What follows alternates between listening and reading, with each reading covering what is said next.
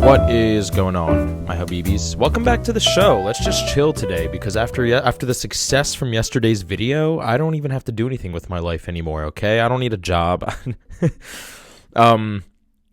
Okay, yesterday I posted a Ricky Gervais video and it got 1,000 and almost 1,500 views, all right? And then after that, I gained like 5 subscribers. I went from like 131 subs to like 136. And what I have to say to that is, what on earth? I was like rubbing the number on my screen today because I thought that number didn't exist. I'm looking at that. It said like 1.4K or something. And I was just like, I just wanted it to wipe off the screen because I don't believe it. I don't think it's real, but it's crazy to think about. And thank you guys. Today we're going to talk about one of my favorite artists, aka Stormzy. And he's taken the UK rap game to America by a storm, no pun intended. I don't know, his vibes are nice, his music is good, he puts a great craft in his music videos too. His visuals in his videos are mad, dude. They're absolutely insane, you know? As the UK people say, it's mad. Are you mad? This video's mad? Yeah? Do you know Stormzy's videos? It's mad. Fam? Brov, whatever. Anyway, yeah, dude. The guy, he came out. Heavy is the Head. That's his new album, and you know he's got songs like "Own It." He's got songs with Ed Sheeran. And the Burna Boy. Then he's got the song "Audacity," and then the song "Disappointed." He released a single for a diss on Wiley, another UK rapper, and he completely destroyed Wiley. He said that he's bigger than Brexit, and he came up and, talked that smack right in front of his dad, and then started looking at his dad and talking smack right to his dad's face. And, he was on his UK vibes with his little cup of tea and stuff. And it really, I don't know, something about the UK rap game in general is like so much more realistic. I don't take it as a joke. I don't know why, but like when American rappers beef, I just feel like it's kind of a joke. I don't know. I can't take their diss tracks seriously. I'm just like, oh my God, here we go. Another diss track, Nick Cannon and Eminem. I can't wait for MGK and Eminem part 2.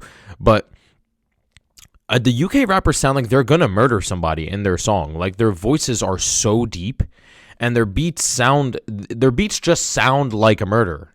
The beat just sounds like it's going to kill somebody. But anyway, Stormzy's on fire. I absolutely love that guy. I think he's doing great things, or tings in the UK, as they say. Bear with me, all right? Listen, I'm trying to keep my subscribers with my corny jokes. What next? The PS5 came out.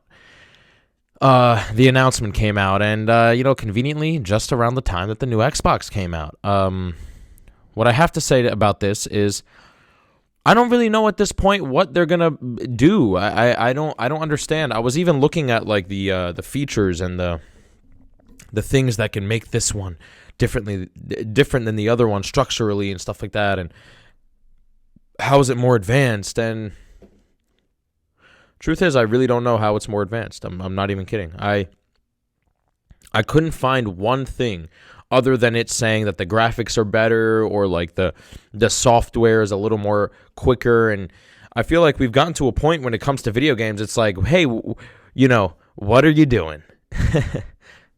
Who's going to buy this? What is going to change? I remember I had the Xbox 360, all right? All right, listen, bear with me, all right? I had the Xbox 360. Okay. That's the last Xbox I had. Reason being is because don't play video games. I just don't, dude. I don't play video games. I don't know. I stopped when I was like 16 or 17. Not because I hate them or anything. It's just, school got in the way. One thing led to another, and I just stopped playing it. I never had time. So I kind of left the video game scene. Xbox One comes out and don't have it. PS4, PS5, all this new stuff comes out. I don't have any of it. I haven't played video games. I'm 23. I haven't played video games for 6 years. I went for Thanksgiving over my cousin's house, and he had the new Xbox One. And he was like, bro, we got to play this. We got to play that. We got to play this. And I'm like, dude, I haven't played video games in like 6 years. He was like, nah, dude. Sit down, and get the remote, and you're playing. And I was like, I suck, but okay. So I started playing, and honestly, it didn't feel any different than when I was playing Xbox when I was 16, 17. It really didn't. And I was just like, that's the first thing that came up in my head is like, wow, this looks fancy schmancy, but it really feels like I'm just playing the same games I was playing 6 years ago, you know? It's like, what other advancements are they going to make with video games other than the graphics and the speed, you know? What is the PS5? You're going to spend so much money on the PS5 for no reason. It's absurd. I don't get it. I don't get it. Seriously, I was sitting there, I was thinking to myself, and honestly, I feel like a lot of people play PC games now, right? Like Fortnite is on the PC, Minecraft is on the PC, Roblox, Call of Duty. I mean, who even plays with an Xbox or a PS4 at this point anymore? I remember I was reading through Reddit. Even though I don't play video games, I still follow a lot of video game cultures, and I still follow a lot of forums about video games. And this one was about PC versus console gaming, and everybody was making fun of console gamers. And I never even knew that was a thing, but I was just like, what on earth is going on here? It's like there's this divide now between PC and console gamers. Tell me which one you are, friends. I tried playing World of Warcraft one time. All I have to say about World of Warcraft is addiction. That's all I have to say. World of Warcraft is a literal drug. I had that game for like 1 week, and I stopped playing simply because of that. I stopped playing World of Warcraft simply because I was like, dude, there's no way on earth I'm going to get anything done playing this. I was playing it every single day, all day. And I think it's a different kind of game than others because it's like a kind of like a world, like an online world. So it just feels like you're in a different universe with different people. It feels like you're just in this little world. And it's different. It's way different than playing Call of Duty or something like that. It's just, it feels much more adventurous and eccentric. It feels like everybody there is kind of this big community, you know? World of Warcraft is the kind of game where you're playing for a long time, right? Level 1, 2, 3, all the way till 90. And even when you're on level 90, you stay there and you keep playing even at level 90. And it's just like, it's different. It's different. It's less of a quick game, you know. Call of Duty, I feel like you hop on, you play, you go to a few maps here and there, team deathmatch, zombies, whatever the case may be, and then you just bounce. But with World of Warcraft, it's a long, stretched out kind of game. But yeah, dude, I don't know. I heard that what's his name, Henry Cavill, plays World of Warcraft too.